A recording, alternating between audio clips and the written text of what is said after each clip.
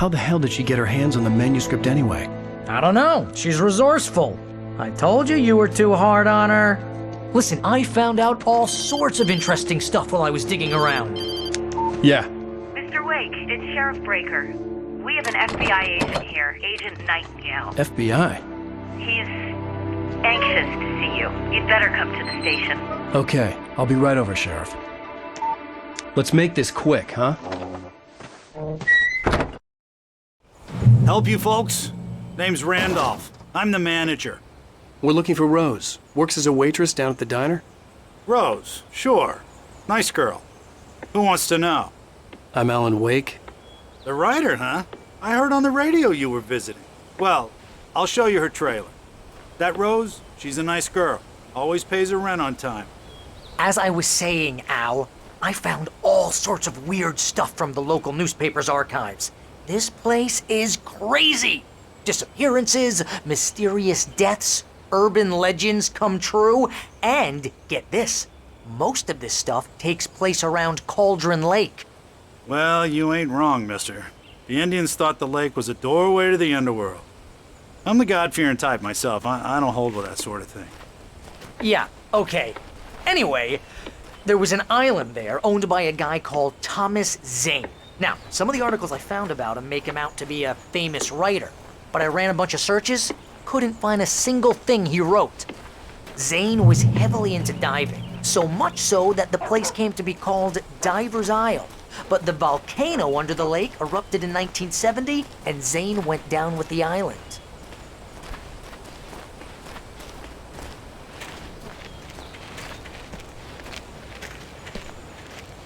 Yeah, how about that? It was there in the morning, as if it had fallen from the sky. But it would take a tornado to lift something like that. We're damn lucky it didn't crush any of the trailers. Come on, mister. I'll take you to Rose's trailer.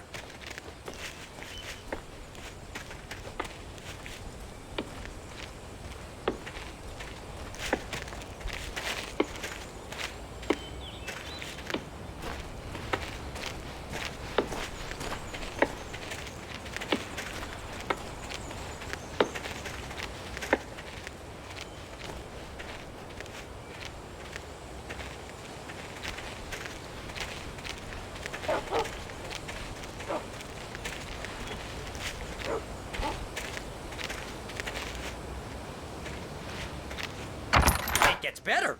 A local girl, Barbara Jagger, drowned in Cauldron Lake just a week earlier. They were lovers. Sure, Jagger's a local spook story. The Scratchin' Hag. Comes for you in the dark. Childish stuff like that. Anyway, Al, I'm just getting to the best part. All of the articles about this stuff were written by Cynthia Weaver.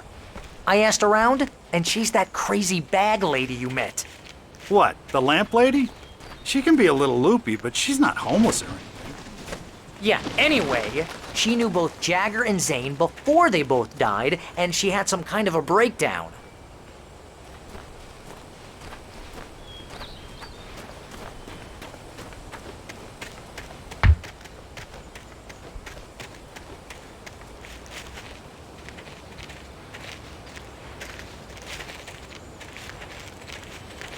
Well, mister, this here's Rose's trailer. You mind me asking what you want with her? We're just here to talk to her, pal.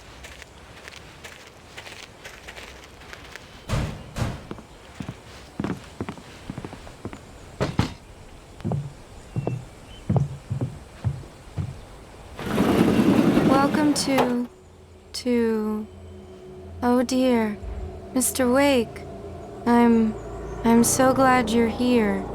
Rose, you have my manuscript? Oh. Oh, yes. Yes. Please, come in. Hey, this is really good. Rose, Yes, my manuscript. I really need it. I understand. I know what you need. A muse to inspire you. Oh, for Barry? She doesn't have anything. Yeah, hey, Al? Al, what's... Oh... Barry! What? What?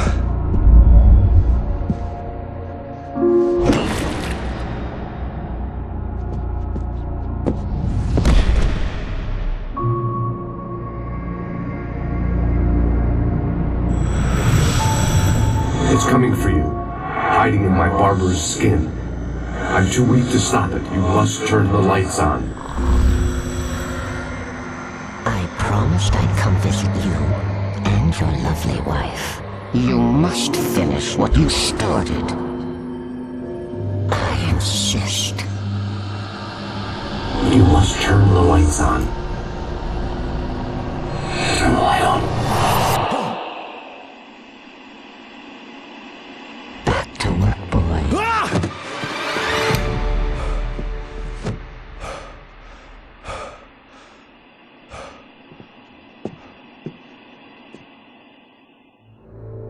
I felt nauseous, hungover. Only anger kept me going. I can't tell reality from dream anymore, but it seems I have an imaginary editor to help me. She's an old woman in a funeral dress. I call her Barbara Jagger. She's very strict. I'm writing faster and faster. My manuscript is being heavily revised. The edits are getting very aggressive, and each day there's less of me and more of her. I hate it, but I know she's right. She promises me I can save Alice this way. She knows more of this than I do, about the complex incantation I'm attempting, about this place. She's worked with another writer under similar circumstances, Thomas Zane. The genre of the story seems to be shifting. It's turning into a horror story. I'm getting close. I can feel it.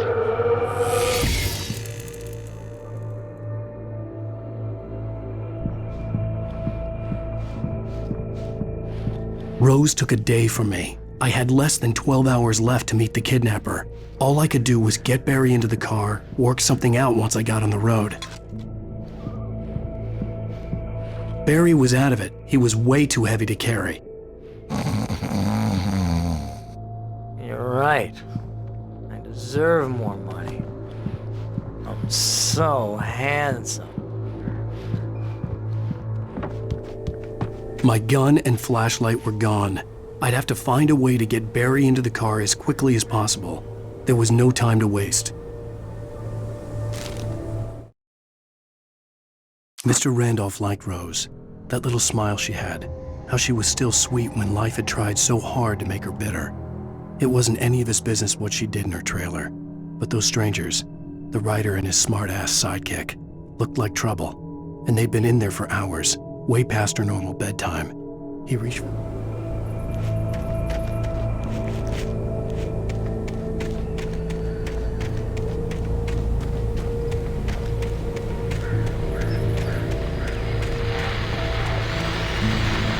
I just stepped outside to catch a breath of fresh air. Let me tell you, the weather's getting heavy.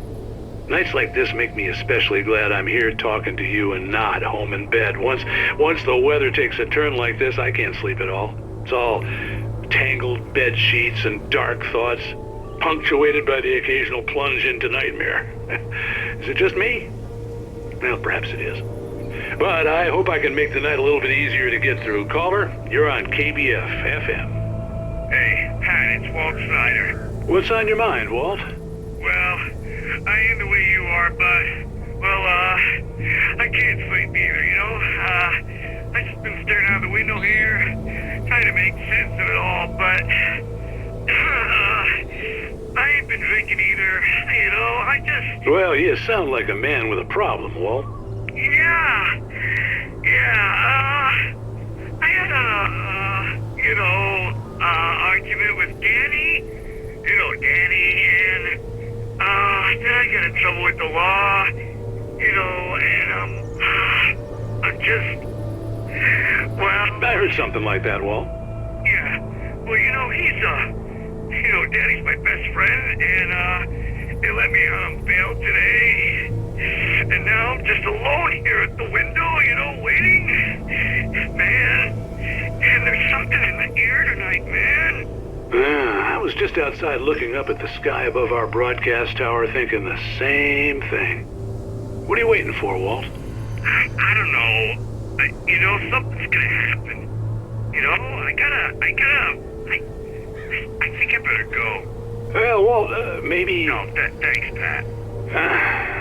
Well, good luck to you, Walt. Hang in there. Let's take a little break, folks. This weather's really something else, huh? How can I be sure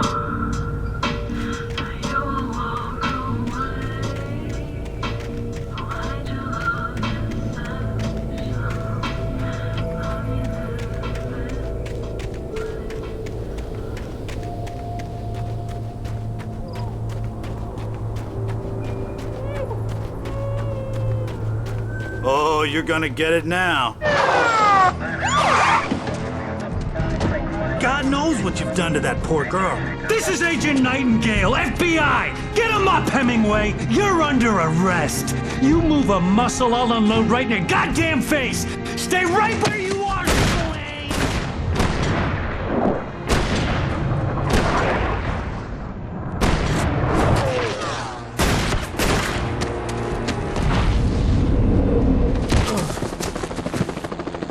What are? I'm standing right here, you goddamn maniac!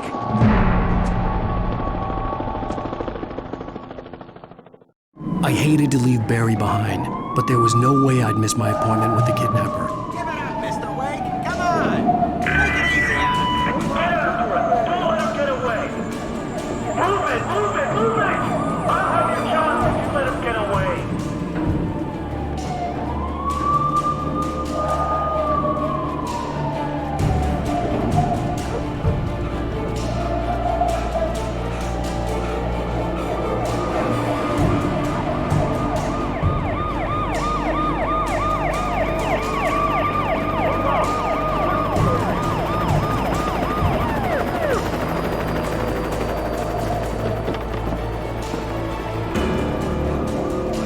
There he is! We have the suspect in sight! Okay, men. Keep your eyes peeled. He's gonna try to make it through here. Where is he? Oh, damn. Man out! Whoa! There he is! Stop! I'm off! God damn it! Where did he go? Away! Keep an eye out!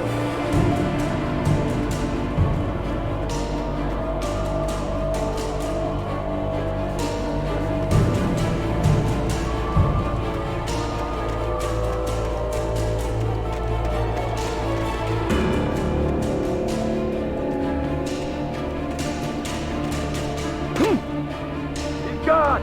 Come on, guys! We need to head him off!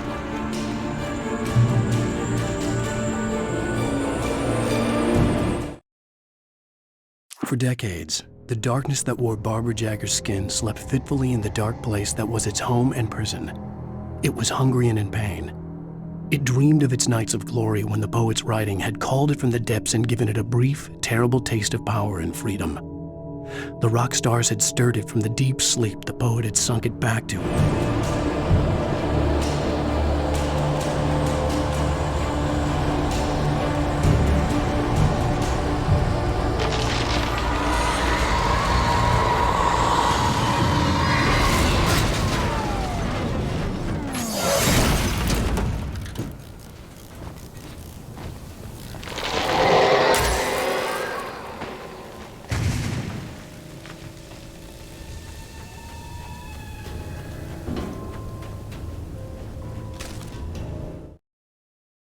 Rose didn't know how the strange old lady got in her trailer, and she looked wrong somehow. The woman showed her teeth in an approximation of a smile and traced a finger down Rose's cheek. "Pretty girl," she said. Rose felt as if she was falling asleep, but her knee...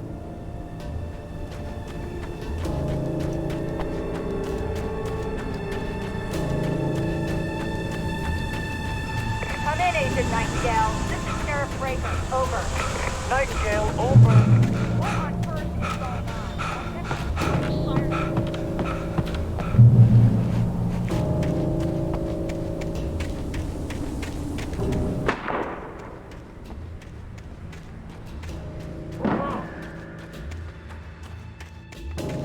Search the area.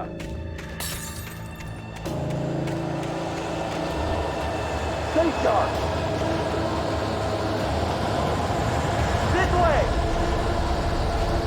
Over here.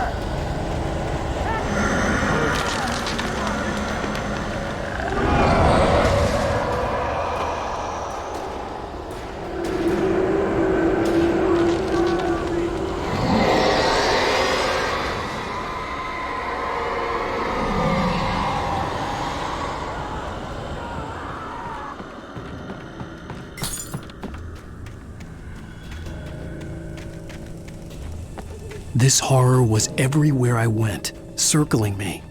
The cops didn't stand a chance. They were after a writer, not a monster.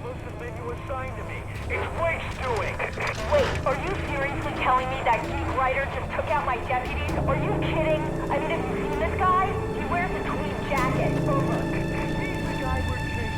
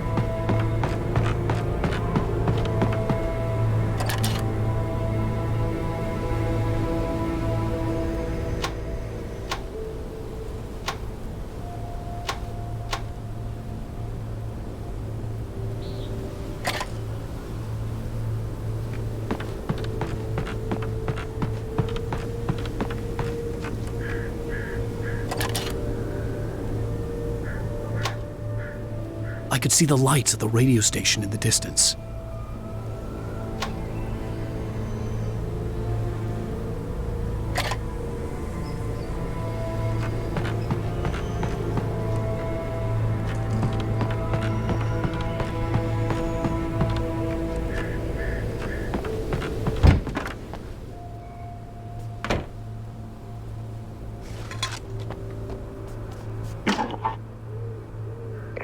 This is James. Mulligan, Thornton, come in. Over. Thornton here. James, we got both Wheeler and Rose in custody. They didn't put up a fight or anything. Why, they were... Hey, Mulligan, what are you doing? Come on. Sit down and give me that. James, Mulligan here. Over. Go ahead, Mulligan. Over. We got Wheeler and Rose here. Wheeler's drunk or hopped up on something. Speaking of which, that Fed had a pretty distinctive whiff of Otis Scotch about him, if you know what I mean. Over. I don't have anything on that, Deputy Mulligan. Over. Well, whatever. Anyway, Rose is just being plain weird here. You better get Doc in and take a look at both of them. Over. Gotcha. You better get them here quickly. The, Fed's gonna want to interview Wheeler. Over. Oh, yeah, I bet he does. Looks like they have a lot in common. Mulligan out.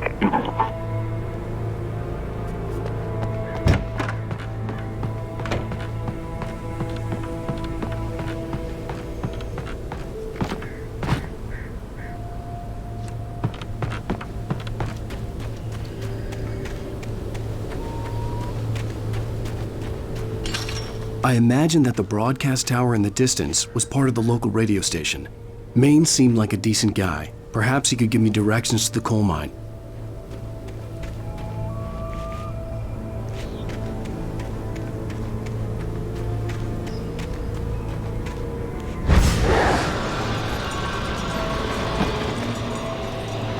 Unnatural shadows clung to the gate. The darkness that was after me was trying to stop me.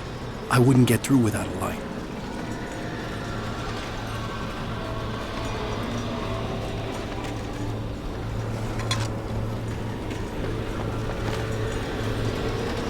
There was no power to the searchlight.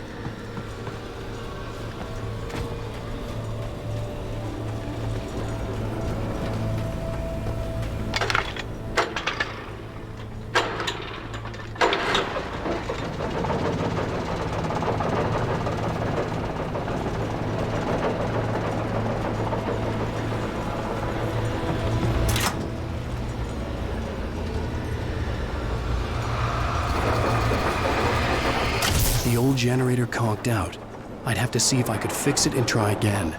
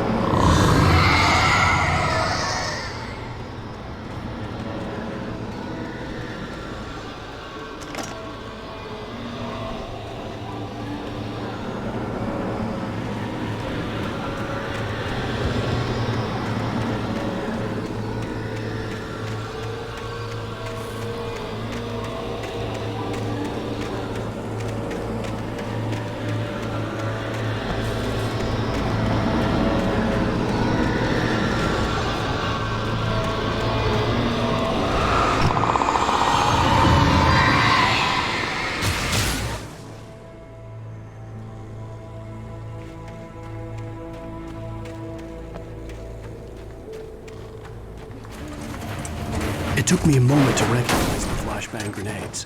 They were an ideal weapon for my situation. Team 1, come in. Over. Team 1, this is Sheriff Breaker. Report. Over. Team 2, come in. I need a report. Over. Come on, guys. Talk to me. Come in, please. Over. You have the right.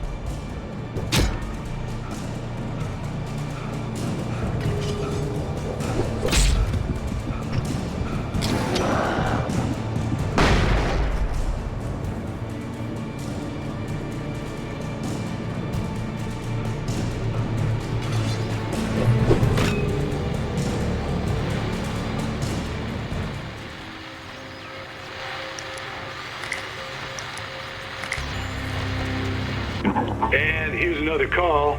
You're on KBFFM with Pat Maine. It's Milt Peabody, Pat. What's on your mind, Milt?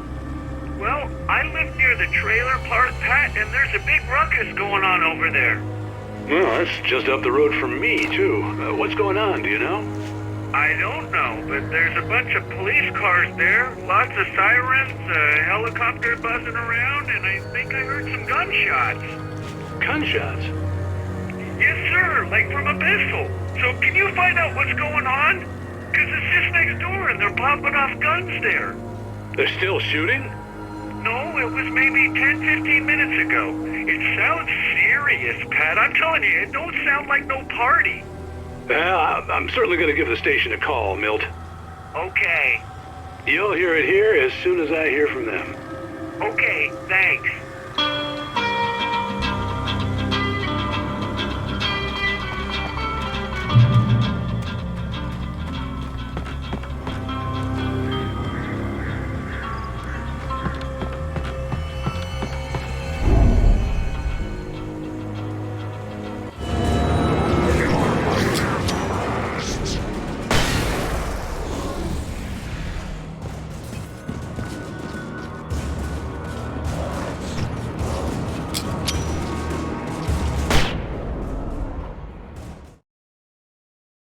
by the dark presence, Rose was lost in a dreamland where everything was drawn in black and gray crayons.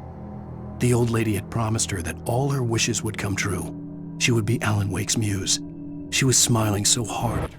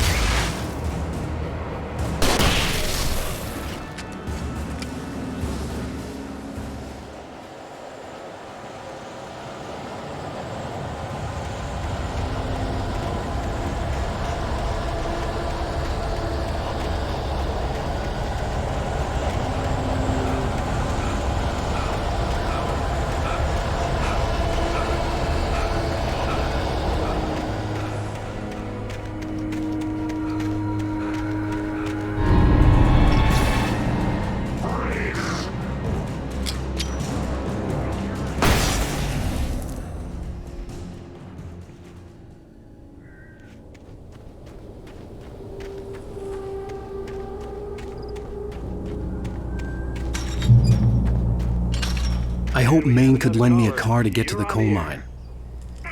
It's Lorna Miles. Oh, why, hello, Lorna. What do you have for us? Well, I just don't see why the cops bother with the trailer park. What do you mean? It's a trailer park. Of course you're going to have trouble in a place like that. I mean, what do you expect? The sheriff should be helping us normal citizens instead of wasting resources on those people. Well... Let the trash sort themselves out. I'm sorry, but my granddaddy settled in Bright Falls in 1911. Well, thank you very much for that compassionate viewpoint, Lorna.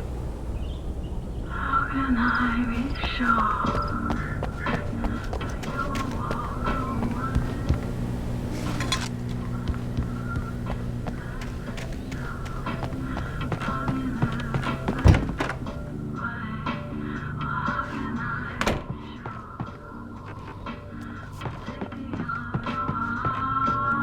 Oh, here's a little surprise.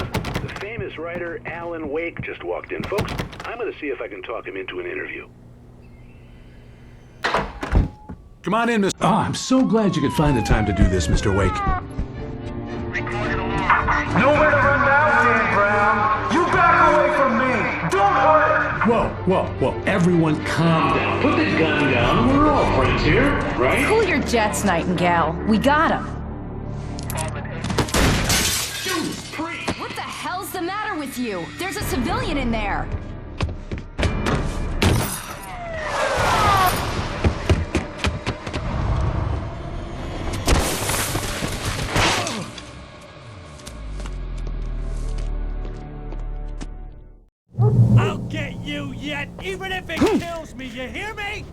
You hear me, H.P. Lovecraft? I had fallen off so many cliffs it was ridiculous. That's what you get for naming a book The Sudden Stop. It was probably good I hadn't had the chance to tell Maine where I was going. I'd have to lose the cops and find my own way to the mine. Nightingale stared through the broken studio window into the dark woods. He turned around, started to walk out, but Maine grabbed his arm. "Young man, you almost shot me.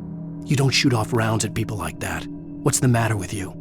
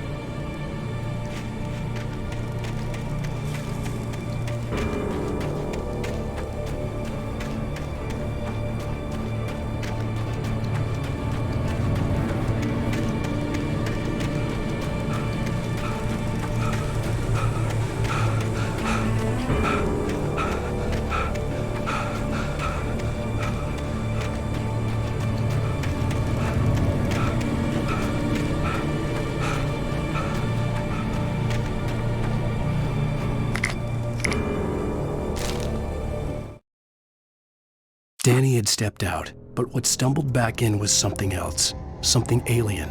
A monster. Walter tried to kill it, first with his fists, then a chair. It wouldn't die.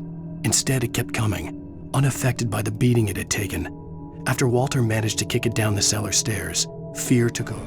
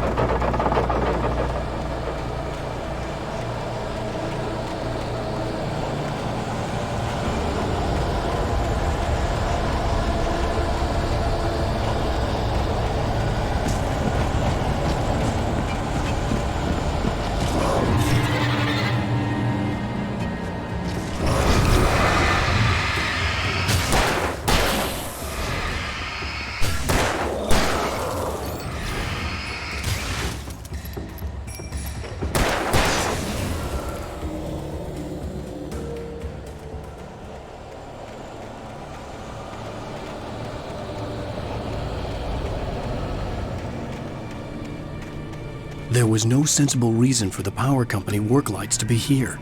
It was almost as if they'd been left for someone like me to use.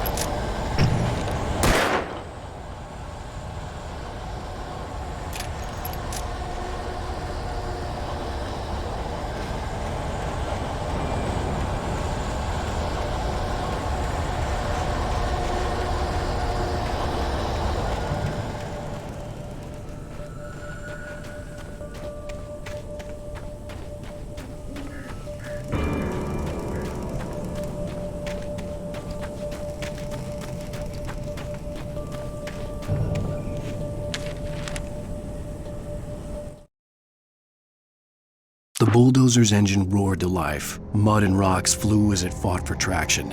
It crashed through the concrete wall and landed heavily in the yard. If it were an animal, it would have shaken its head after the impact, fixed its eyes on me, and charged. Of course, it had no head, nor eyes.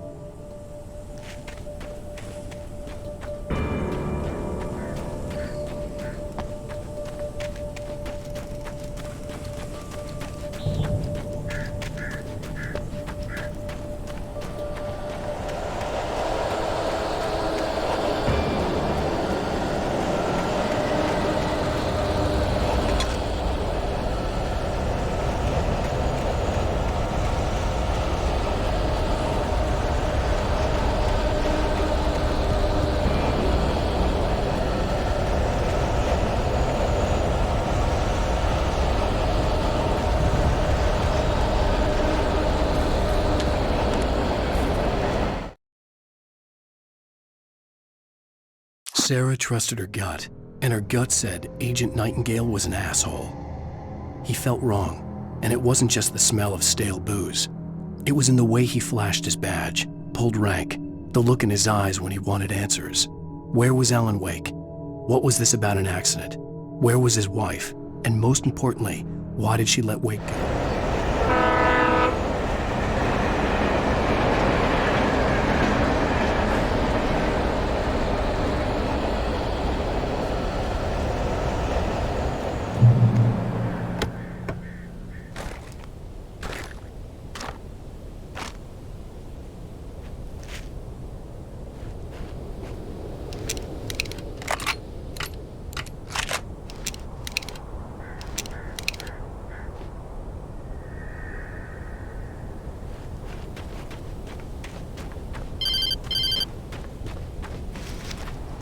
Hello? The most stubborn man I've ever met. Alice? Alice? Alan, I'm so afraid. Keeps me in the dark. Please help me. I look at you, Alan, and it's not you. Something else. Looking out from behind your eyes. Alice, I'm here. I'm so alone here. It's all gonna go to hell. You need to be careful. Cooperate. The connection had been terrible, but that wasn't the only thing that hadn't been right with the call. She sounded wrong somehow, but she had called me.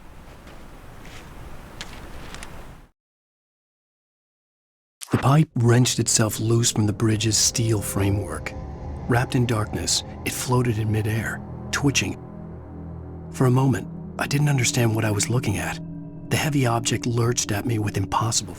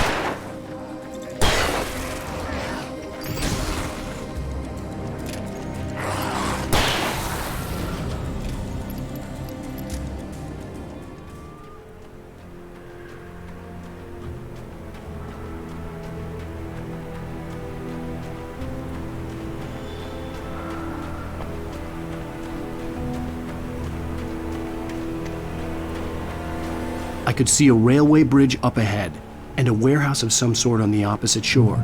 I hoped I could find a car from there.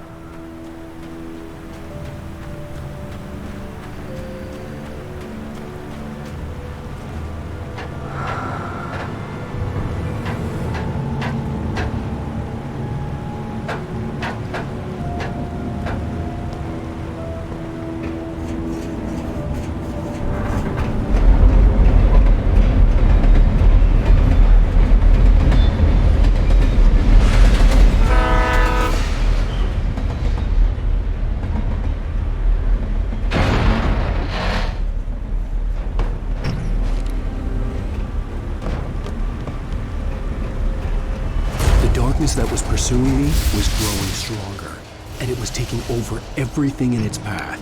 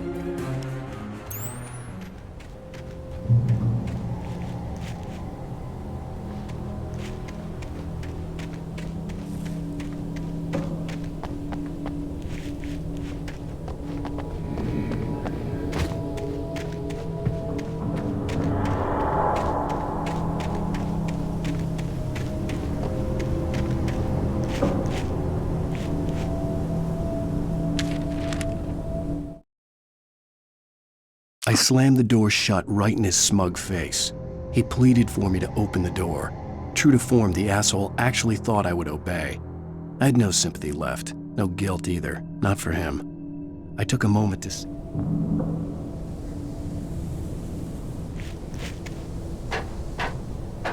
As a teenager, just starting to get interested in writing, Stephen King had been a source of inspiration to me.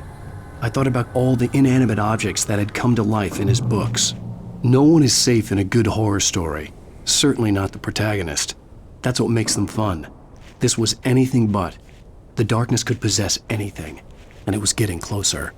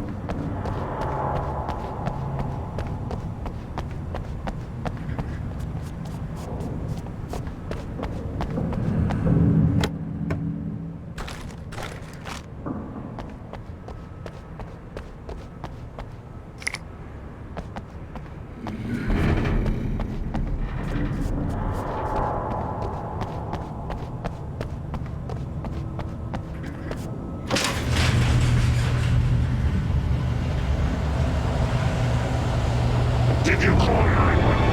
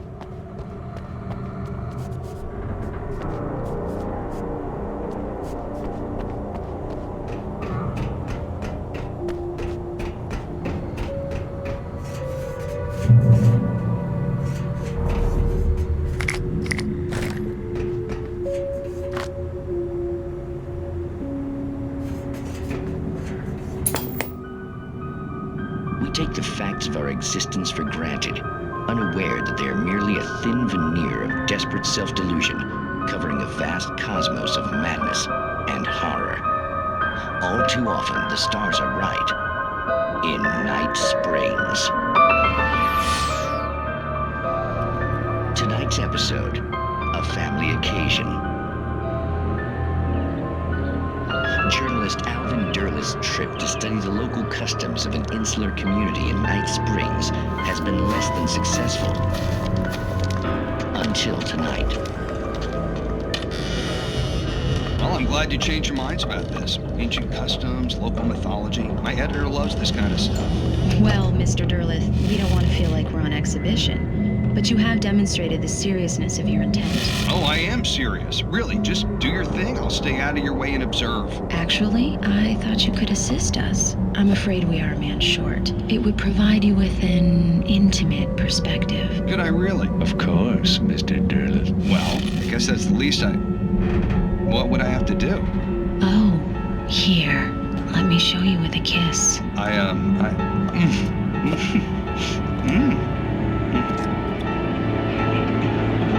What did you...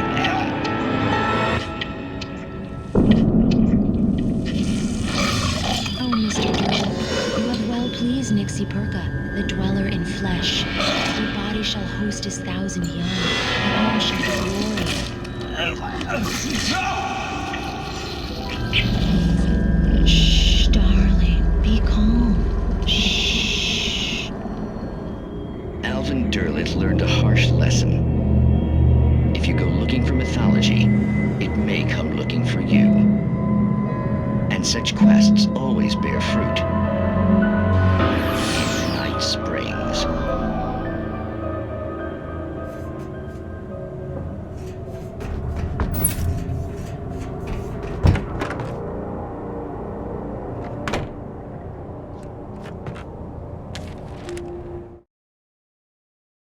The darkness surged towards me, sucking everything loose from the ground into its depths, tugging at my clothes.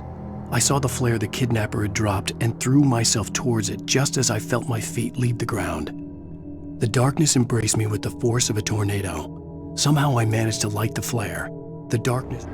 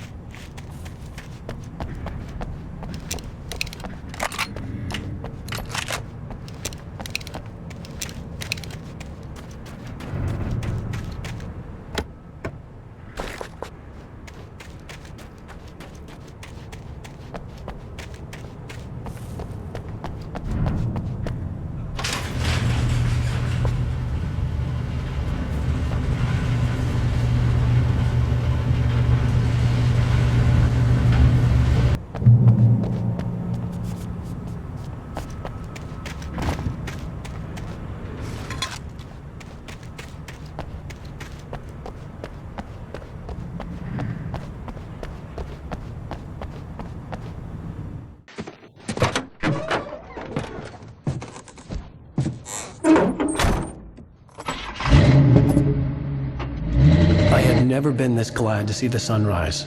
I had a couple of hours to get to the coal mine.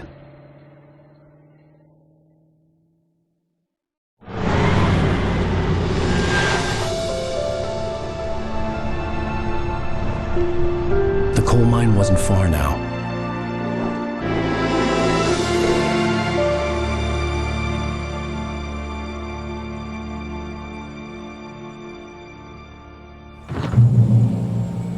Today, I would meet the kidnapper, and he would give me Alice. I wouldn't give him any other choice. A drowning man will clutch at a straw.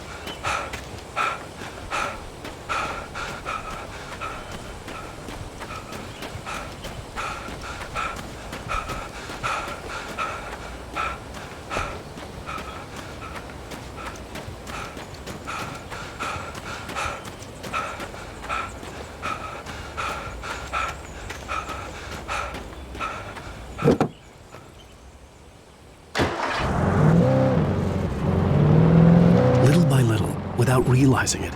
I'd come to believe that the story in the manuscript was coming true. The current of its narrative had taken me deeper and deeper into dark waters. Alice had been taken from me. Barry was probably in jail. I was a fugitive from the FBI. The whole world taken over by the dark presence was trying to destroy me. It all felt real, but it matched a textbook case of insanity.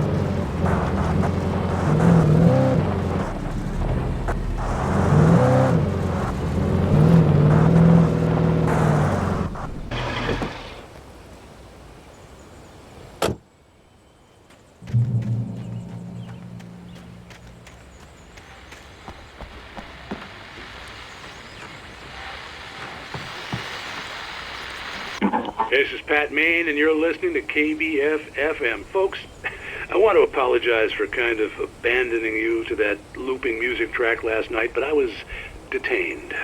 You see, I encountered a big-shot G-man with an itchy trigger finger who could use a lesson in manners and a boot in the ass, not necessarily in that order either. Now, folks, I know I'm not being very informative here, and I apologize for that. I really should just keep quiet, but I'm just so peeved right now, because some people just shouldn't be carrying badges. I'm just glad that our Sheriff Breaker was there to straighten things out. And if someone I met last night is listening, let me just say, I'm sorry if my mouth got you in trouble. I'm pretty sure you're not the bad guy here. Godspeed, son. I hope you know what you're doing. Now, on a lighter note, I'll be talking to Dr. Nelson all morning. But first, a little music.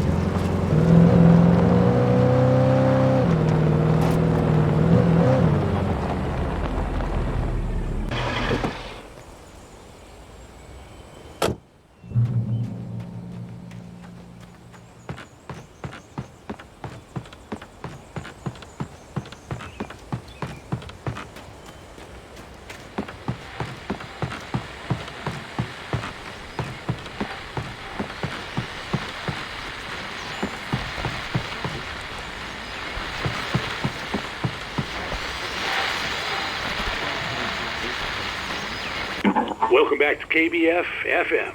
Hope you enjoyed that tune. Now, Doc, you were talking about life and finding that special someone, that soulmate. Well, you were talking about that. I was saying I don't buy it. Well, see, to me, that's strange, because I always pegged you as a hopeless romantic. You got me there, Pat. But I think love's where you look for it. And you need to do a lot of looking, sure. But the idea that there's that one special person out there for you, and if you miss that chance, it's gone forever, and you're forever incomplete. I mean, isn't that depressing? Or, heck, childish even? Hey, there's plenty of fish in the sea. And apparently a fisherman has a fishing analogy for everything, but what you're saying, isn't that a little harsh? Well, no. What I am saying is that your potential for finding that connection isn't limited to what's essentially a chance encounter. How is that harsh? Yeah, well, I guess that's a nice thought, but let me say something personal here. Okay.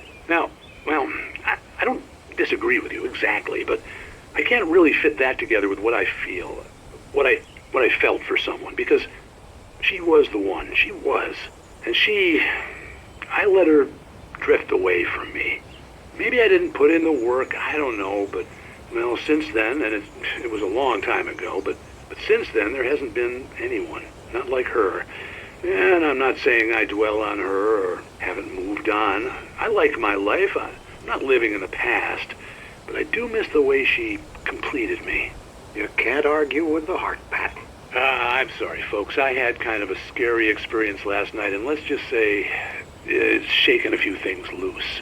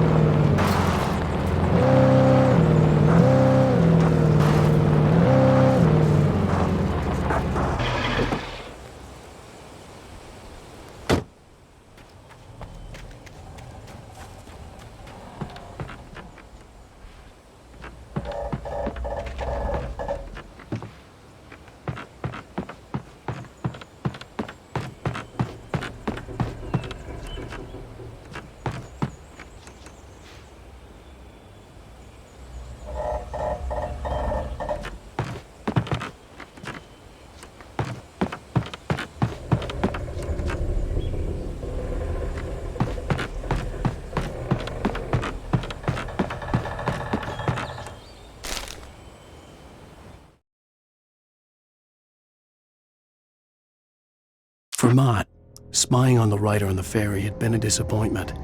His boss had made Wake out to be something special, but Mott hadn't been impressed. He'd gotten a good long look at the wife, though, and he liked what he saw. Mott had fantasized about goading Wake into a fight, but it hadn't happened. Still,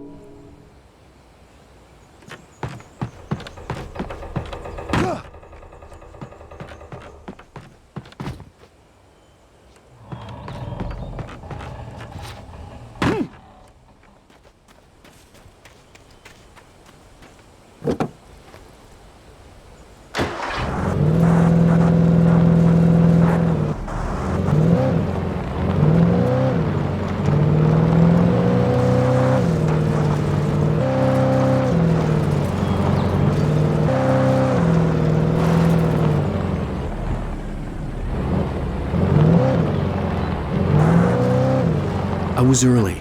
I was supposed to meet the kidnapper at noon in the main building.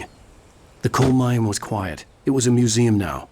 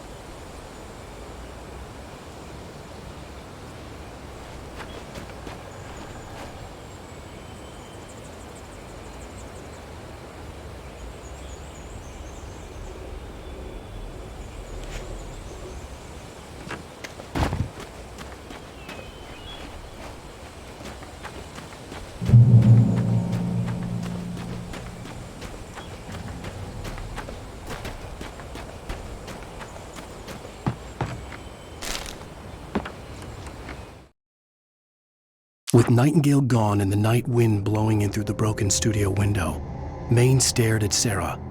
The sheriff looked away. Maine's voice shook with barely controlled anger. That boy's doing more drinking than thinking. I hope you know what you're doing, Sarah. He's got a sickness in his eyes.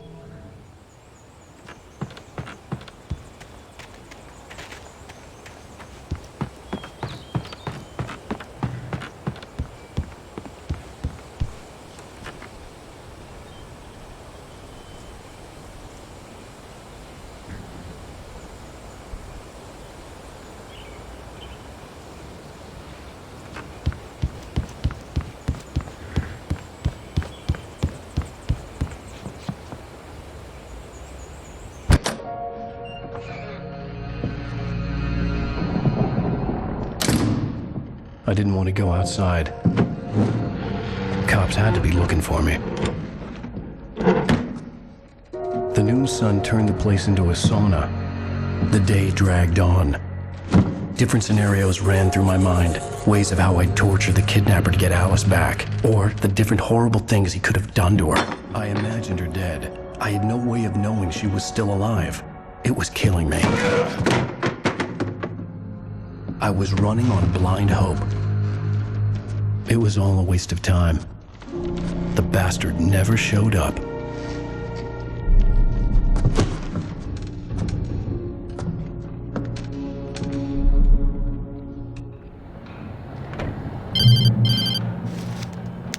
Wake! Where the hell are you? Change of plans. You know where Mirror Peak is? It's a big mountain north of where you are. You follow the path from the mine, you can't miss it. There's a lookout point there. I'll be waiting. I'm through being jerked around by you. You want to see your wife alive? Because if you do, you better watch what you say to me. Do we understand each other? I want to talk to Alice. Yeah, and I want the manuscript. Don't keep me waiting, Wake. Hello? Hello? Ah! I'm gonna kill him. I had to get to Mirror Peak.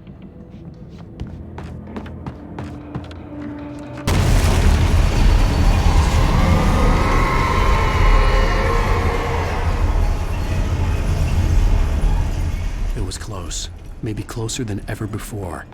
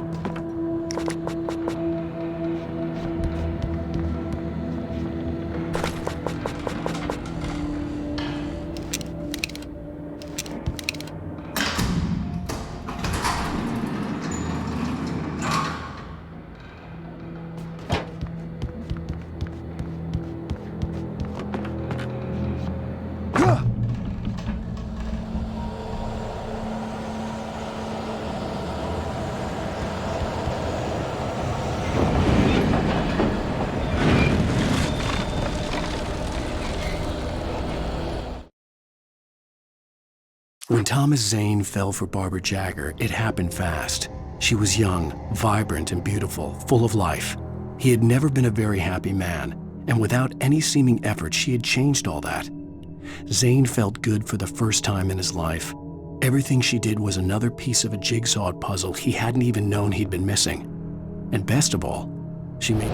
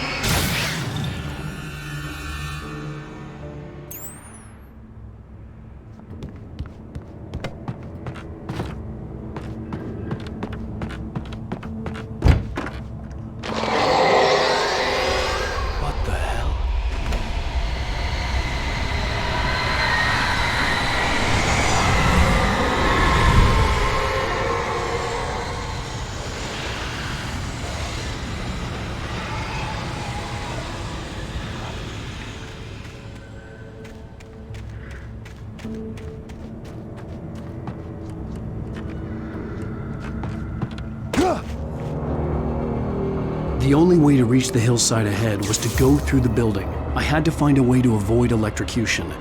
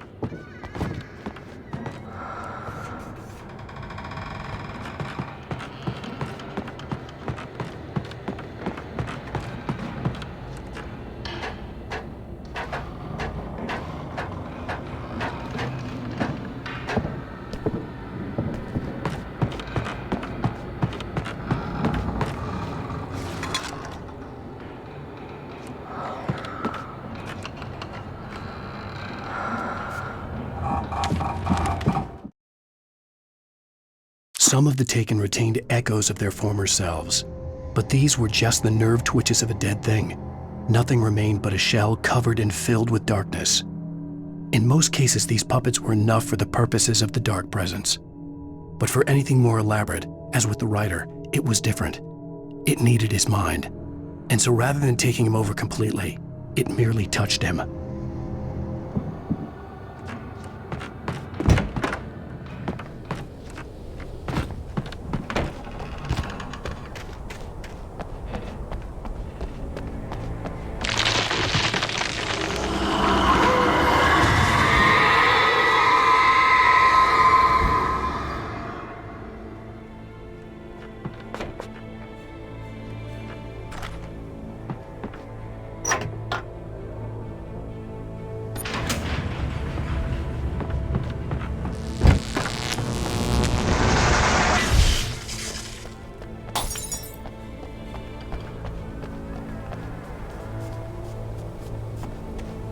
There was no way the flashbang grenades were Standard Power Company equipment.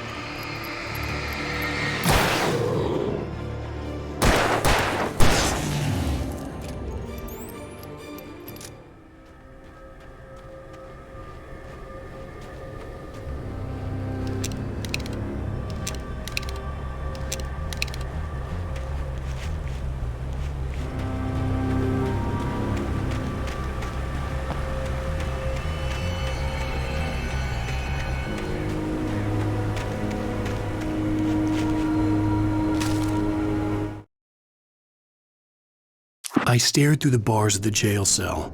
Barry stood behind me, swaying on his feet, looking as ill as I felt. Agent Nightingale stood on the other side of the bars with Sheriff Breaker. Nightingale had a stack of manuscript pages in his hand. He seemed unhinged as he gloated. "Well, I've got you now, Raymond."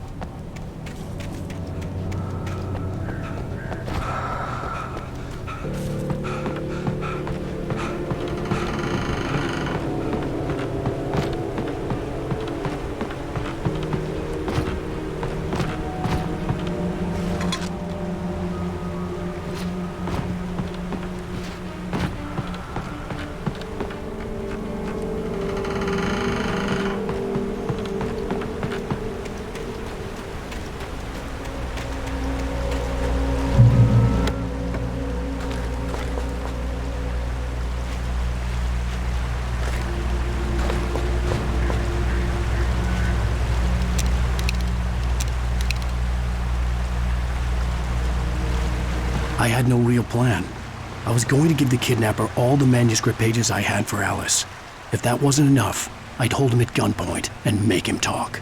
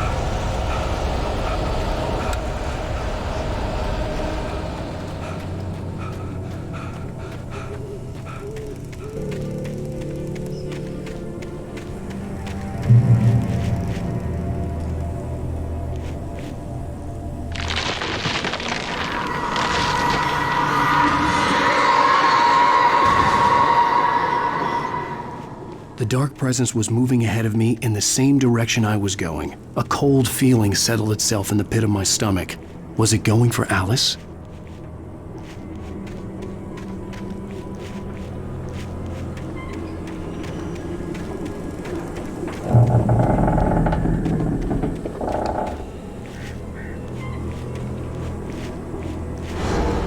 The graveyard shift may cause cancer.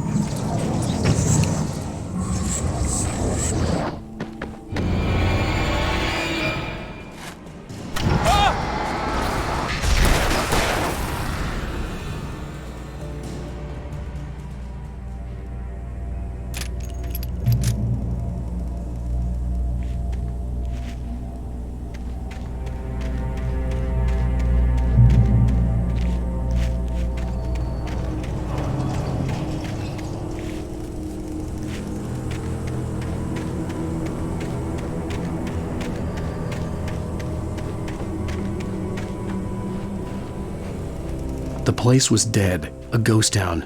Had been for decades, maybe a century.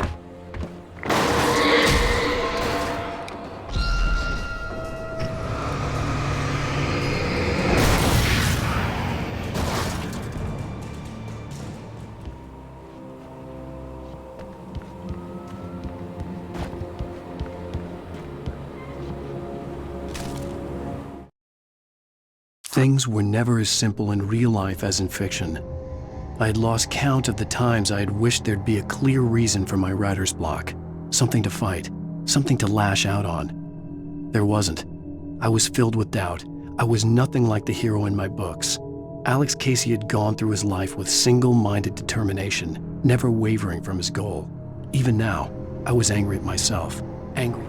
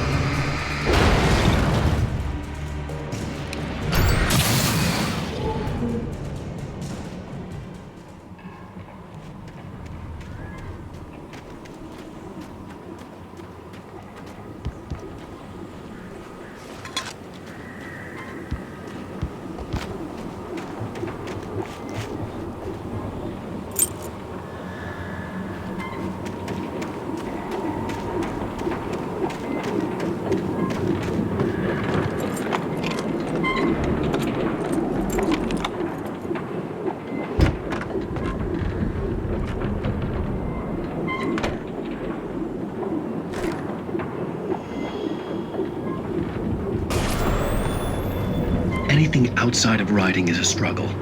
I feel ill. I managed to make my way downstairs. There's a shoebox filled with books and papers by Thomas Zane. It's very hard to focus, but I managed to read some of it. He's a poet, and a good one. He writes of muses and creators summoning fabulous things from a magic lake, using his powers to shape the world of a realm of gods and dreams and demons, dark things that wait for a chance to slip through, wearing the flesh of men as disguise. Zane writes about himself, his girlfriend being taken over by a dark presence, about growing scared of the lake. Zane believes it's a mirror to the gaping void of darkness above, where some Lovecraftian presence lurks. I crawl back upstairs. I'll borrow these things for my story. They ring true. They fit.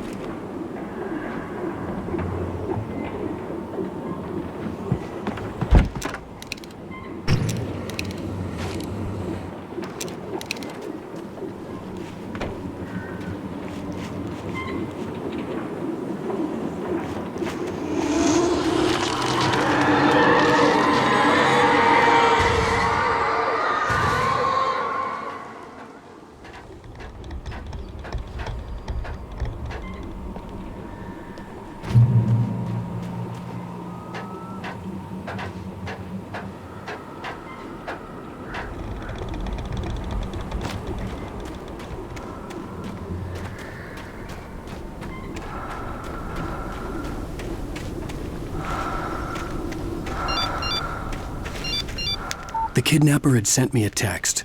The message was full of spelling errors and insults. It was telling me to hurry up.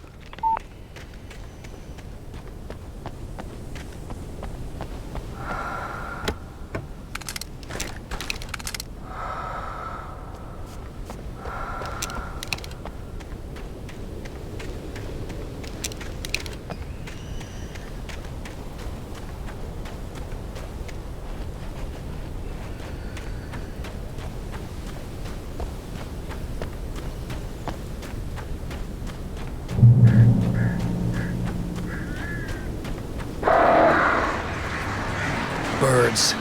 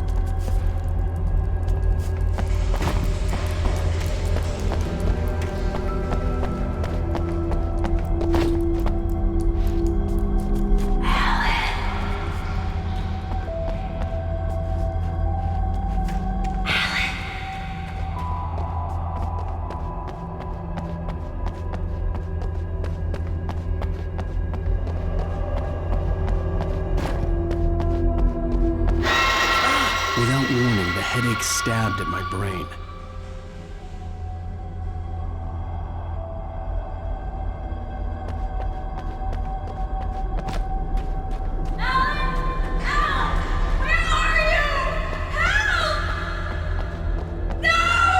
Alice? Alice?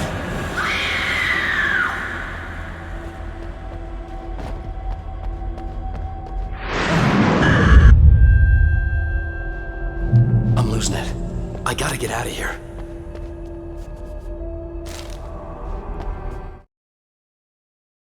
The hunters were big, thick-set men, confident and at home in the woods. They were feeling good, running on beer, ghost stories, and camaraderie late into the night. It did them no good, as they were taken by the dark presence, sucked deep into a darkness.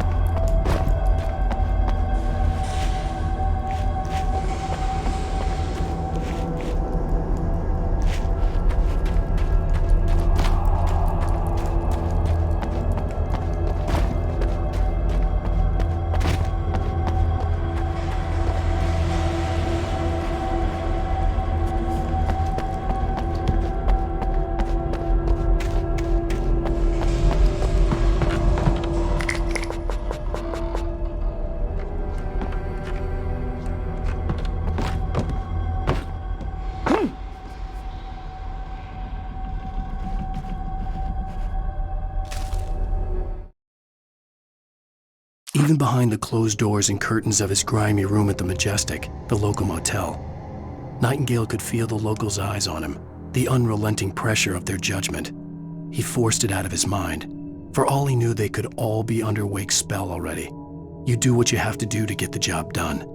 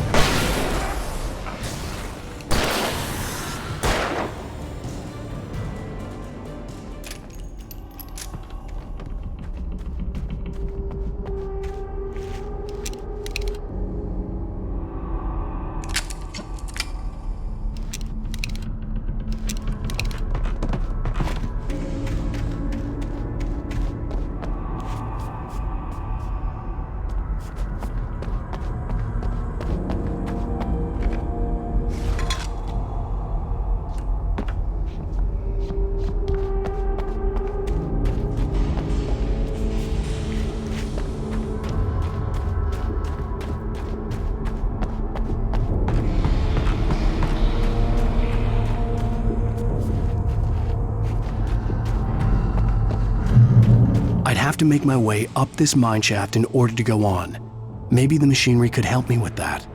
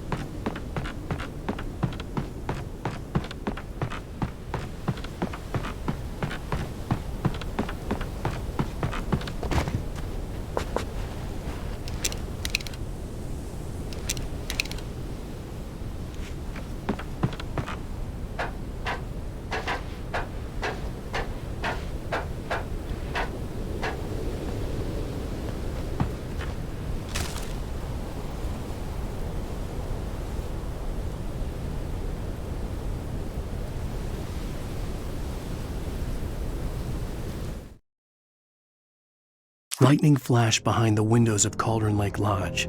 Tor Anderson laughed and held the steel hammer above his head. Nurse Sinclair was trying to calm him down without success. Tor grinned madly and shouted, "My hammer's up. Here's a friendly poke from Molnir, wench." He brought the hammer down with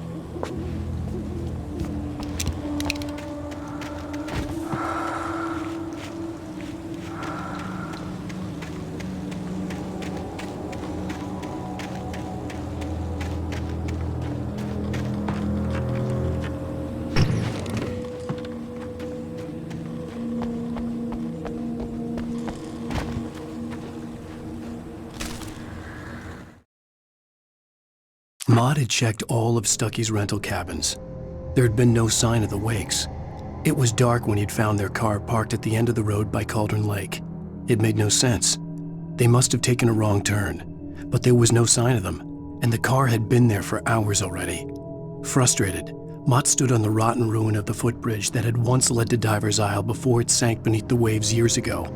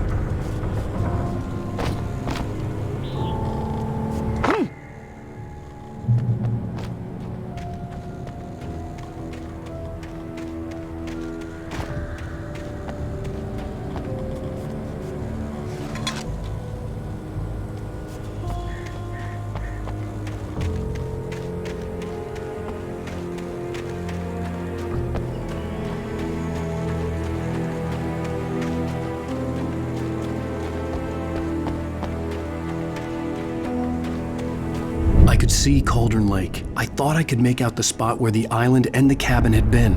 There was a light near it. It had to be a boat.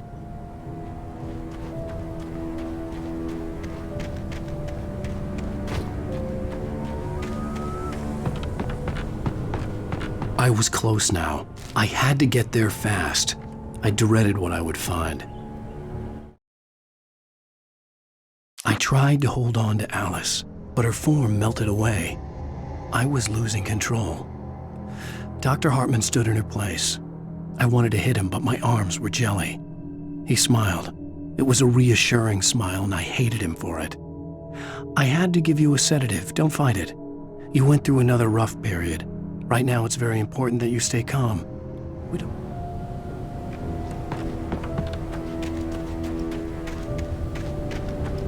Wait! Are you? Wait! Hey, I'm here! I'm coming! No! Get away!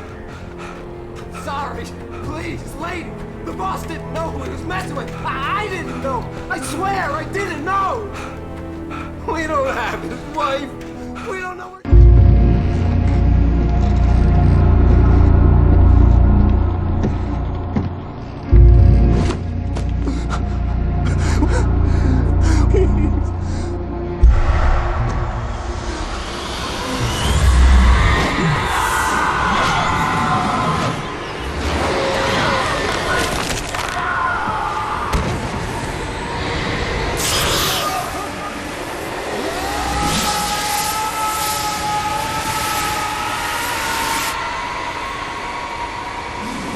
Oh,